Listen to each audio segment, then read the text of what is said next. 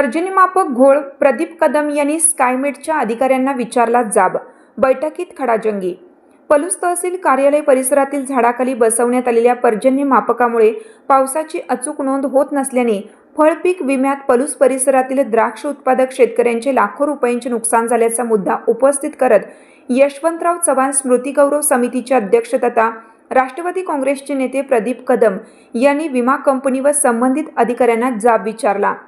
तहसीलदार दीप्ती रिठे यांच्या उपस्थितीत झालेल्या बैठकीत प्रदीप कदम यांच्या नेतृत्वाखाली शेतकऱ्यांनी निवेदन सादर केलं.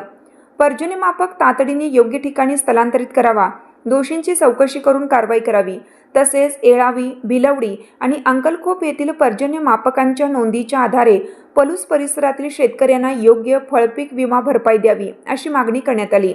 शेतकऱ्यांनी सांगितलं की 22 एप्रिल 2026 रोजी झालेल्या पावसात येळावी येथे 59 मिलीमीटर पावसाची नोंद होऊन सुमारे 3800 रुपये प्रतिगुंठा भरपाई मिळाली, तर पलूसमध्ये केवळ 9 मिलीमीटर पावसाची नोंद झाल्याने अवघी 262 रुपये प्रतिगुंठा भरपाई मिळाली.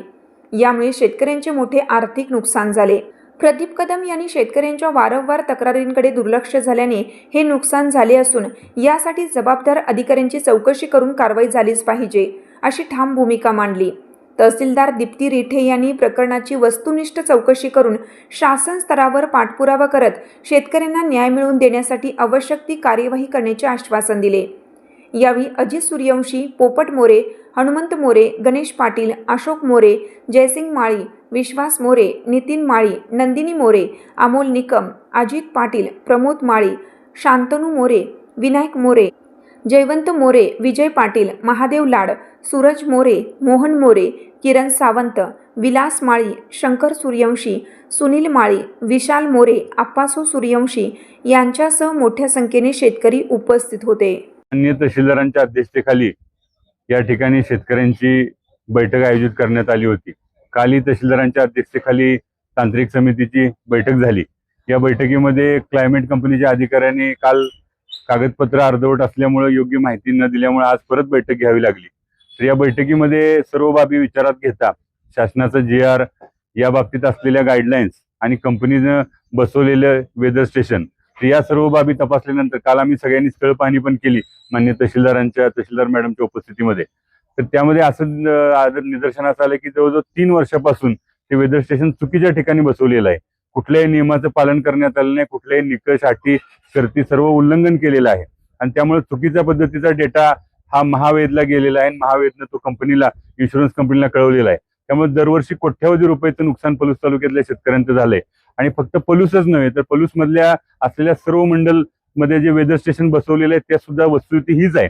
तर अशा पद्धतीनं चुकीच्या पद्धतीने हे वेदर स्टेशन चुकीच्या ठिकाणी बसवल्यामुळे, सर्व अटी शर्तींचं उल्लंघन केल्यामुळे पलूस तालुक्यातील कोट्यावधीचं नुकसान गेले 3 वर्ष झालं होत आहे. या बाबतीत सद्यस्थिती आणि वस्तुस्थिती बघून अहवाल देण्याचं आश्वासन आज या ठिकाणी कृषी विभाग आणि संबंधित कंपनीने दिलेलं आहे. याबाबतचा योग्य तो अहवाल आल्यानंतर जे तालुकास्तरीय कमिटीचं प्रोसिडिंग जिल्हास्तरीय कमिटीकडे पाठवलं जाईल आणि शेतकऱ्यांना या बाबतीत न्याय देण्याचा आम्ही सर्वजण मिळून या ठिकाणी प्रयत्न करतोय.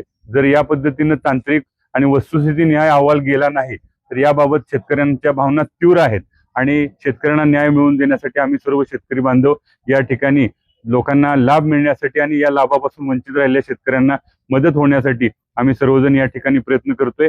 वस्तुस्थिती अहवाल जर गेला नाही तर याबाबत जिल्हास्तरीय आणि संबंधित गरज पडली तर कृषी मंत्र्यांपर्यंत आम्ही धाव घेणार आहोत.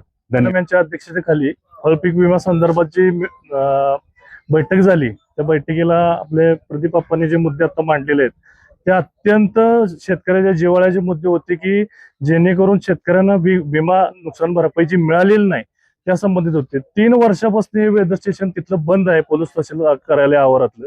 आणि आज घडीला त्या वेदर स्टेशनची अवस्था बघितली तर त्याचं फेन्सिंग मोडलेलं आहे, शेजारी भिंत आहे आणि तिथं झाड तसंच आहे, अजून फक्त थोड्याफार फांद्या तोडलेल्याच तिथं दिसून आलेला आहे कालच्या ह्याच्यात.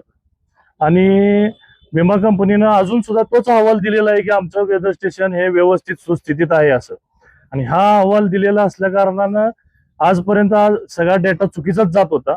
तर माननीय तहसीलदार मॅडम यांनी विमा कंपनीला आणि वस्तुनिष्ठ पंचनामा करून आपल्या कृषी विभागाला जी काय आत्ताची सध्या परिस्थिती आहे ती शेतकऱ्यांच्या समक्ष आणि वस्तुनिष्ठ परिस्थितीचा अहवाल टेक्निकल मुद्द्यांनी व्यवस्थित देण्याकरता आज मॅडमने निर्देश दिलेले आहेत.